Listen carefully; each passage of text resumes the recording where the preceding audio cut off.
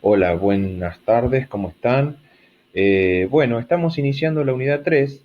Hemos visto enfoques conceptuales, hemos visto autodiagnósticos, diagnósticos participativos, hemos visto el método, la IAP, eh, hemos visto y hemos reflexionado sobre intervención.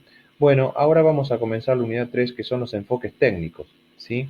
Principalmente, digamos, la psicología comunitaria como enfoque técnico, digamos, podemos decir que se, se para muy fuertemente sobre lo que son las redes comunitarias, ¿sí?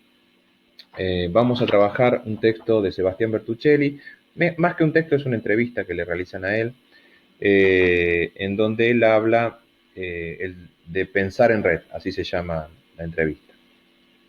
Entonces él parte de pensar en red o pensar las redes comunitarias, primero como imagen, como icono y luego como concepto, ¿sí?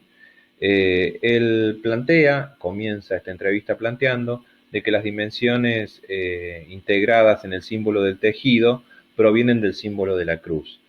Entonces esa es una imagen ya de una red. Y en este recorrido, en la entrevista, va de la imagen al concepto, ¿sí? ¿Para qué nos sirvió, dice Bertuccelli, esto de pensar las redes comunitarias? Para dar cuenta de los patrones de organización comunitaria implicados en esos trabajos, ¿sí? Se llegó a esto por necesidades políticos generacionales y profesionales científicas, ¿sí? Entonces él se pregunta cuáles son las necesidades que nosotros vamos a trabajar con la comunidad, ¿sí? Las de conectarnos con la gente de nuestros pueblos latinoamericanos. Esa es la principal necesidad nuestra, ¿sí? Es decir, que si nosotros nos conectamos con la gente de nuestros pueblos, es conectarnos con nosotros mismos y con nosotras mismas. Es la de arraigar la intelectualidad y por lo tanto con la gente, producir cambios, transformaciones desde abajo hacia arriba, de lo micro a lo macro y desde adentro hacia afuera, ¿sí? ¿Qué tiene que ver la red en esto? La red es un modo de reflejar el rastro de la acción comunitaria operada, esa huella de la acción comunitaria desplegada que produjo transformaciones. Nosotros y nosotras la cartografiamos con la gente común. Las huellas reflejan un movimiento ocurrido con base socioafectiva. La relación que articula, que liga esta estructura, es la relación de confianza, ¿sí? Entonces, la relación que tiende a perdurar en el tiempo, a sostener procesos de cambio, son esas relaciones de confianza. Es la condición basada para la investigación en redes, para el trabajo comunitario. Es ahí donde se dibuja el mapa socioafectivo y las relaciones entre personas, entre vecindarios, que pasan también por instituciones y que es una imagen en forma de red.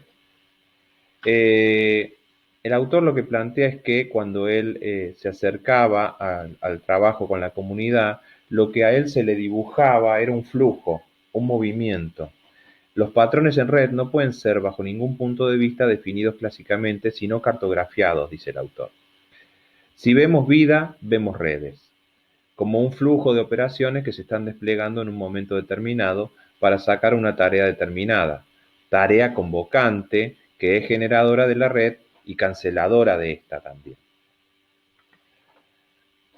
Se pregunta el autor, ¿la red preexiste o se hace? La estructura preexiste al problema, y si el problema es novedoso para ella, ésta aprende a tomar su forma hasta recuperar su organización. Si uno ya se apoya sobre formas de cooperación ya existentes, trabaja a toda velocidad, porque son ideas que ya están en la gente. La gente las respira, no las tiene que aprender de memoria en las escuelitas que pretendemos instalar cuando vamos a los barrios, ¿sí? Entonces, lo que plantea el autor es trabajar con las ideas de la gente. Hay que partir cotidianamente de lo que está haciendo y no de lo que traemos nosotras y nosotros. Las psicólogas, los psicólogos, tenemos necesariamente que operar en espacios interculturales. Ya no se puede operar en espacios clásicos de consultoría, donde se ubica como único portador de cultura la psicóloga o el psicólogo. Llegar a ser necesarios en una comunidad a veces lleva años.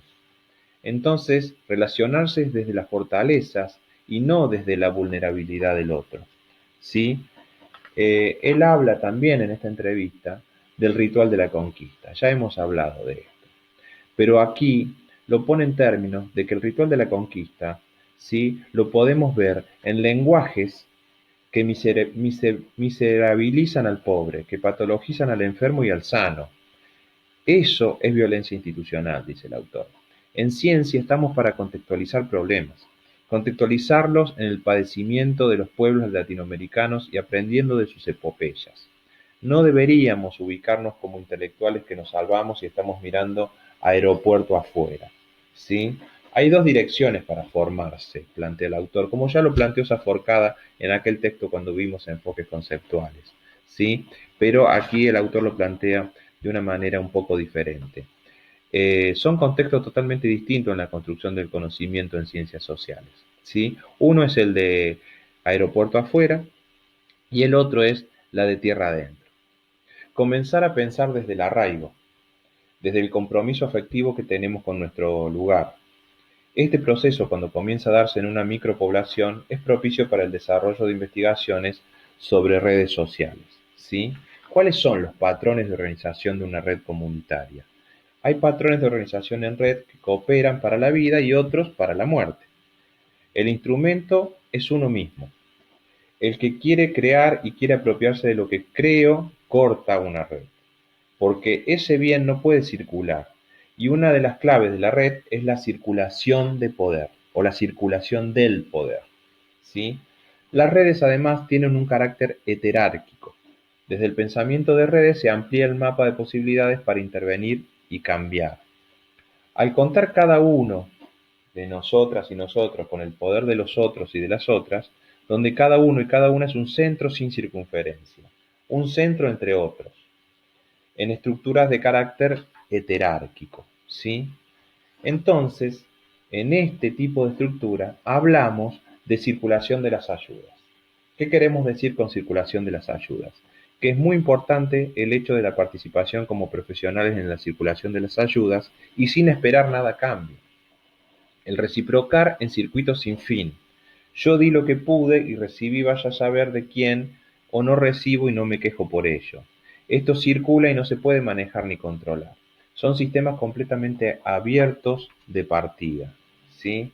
Entonces, la posición en el trabajo en redes comunitarias sería formar parte de la trama de la vida. Es la circulación de la vida en la cual el que no crece muere. Es el intercambio permanente de cualquier organismo vivo con su ambiente y que sin ese intercambio nosotras y nosotros no podemos sobrevivir. Y que todo circula y es renovado y que uno no sabe en principio de quién vino el poder que curó y de dónde lo curaron a uno o a una también, ¿no? Uno pudo recibir efectos terapéuticos de personas impensadas y uno a veces pudo ayudar de forma impensada a otras personas. Forma parte de lo que se llama la trama de la vida, donde no hay jerarquías en la vida humana. El profesional o la profesional en este modelo, al apoyarse en la propensión comunitaria, está disponible para esta micropoblación, ¿sí? O sea, nosotras y nosotros aprendemos a recibir para poder dar a medida del lugar. Este posicionamiento conduce a consecuencias que son de impacto comunitario con acciones cada vez más cualitativas. Parece que nuestro rol tuviera que ver con la administración de un capital ya existente, no con introducir capitales, ¿sí? Entonces, aquí debemos pensar, dice el autor, lo alterno. ¿Qué es lo alterno? Ir a un lugar y quedarnos. Es ir y quedarse. Quedarse a ver las consecuencias de nuestras acciones. La gente no solamente es marginal, está al margen o excluida del sistema. La gente también tiene opciones y alternativas culturales, incluso superiores a las nuestras, ¿sí? Entonces, hacer psicología comunitaria es descubrir estas formas de cooperación, de ayuda, superiores a las nuestras, ¿sí? Esto es lo alterno. Es decir, no engancharse en pelear ni en negociar. Podemos hacer otra cosa, que es hacer nuestra vida. ¿Dónde colocar la energía? El pueblo no está en ninguna de estas dos posturas, pelear o negociar, ¿sí? Sino que están construyendo vida todo el tiempo. No son los intelectuales los generadores del cambio. Más vale, estamos padeciendo cambios todo el tiempo, ¿sí? ¿Y cuál es el desafío entonces en esto de las redes comunitarias. Que los problemas sociales que debemos atender en América Latina hoy generan necesariamente un desafío para nuestras organizaciones, que es la de moverse a la misma velocidad, con la misma riqueza, creatividad y compartiendo el mismo nivel de caos. Ahora, en lo micro está lo macro. Esta es la clave, dice el autor. Si uno sabe leer sistema, ve que en lo micro se ve todo lo macro, ¿sí? Entonces, para sintetizar, ¿qué son las redes para Bertuccelli? Las redes, digamos, son o se estructuran o están estructuradas sobre una base socioafectiva. Y esta base socioafectiva, ¿sí? Son estas relaciones de confianza, ¿sí? Y estas relaciones de confianza van marcando un patrón de acción, una huella de acción comunitaria que a veces pasa por las instituciones formales y a veces no, ¿sí? Y eso lo tenemos que tener muy en cuenta.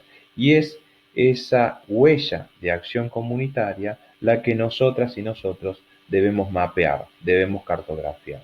De eso nos habla el autor, digamos, además de esto de trabajar o sumarse al trabajo de lo que está haciendo. De eso nos habla el autor cuando nos habla de pensar las redes, ¿sí?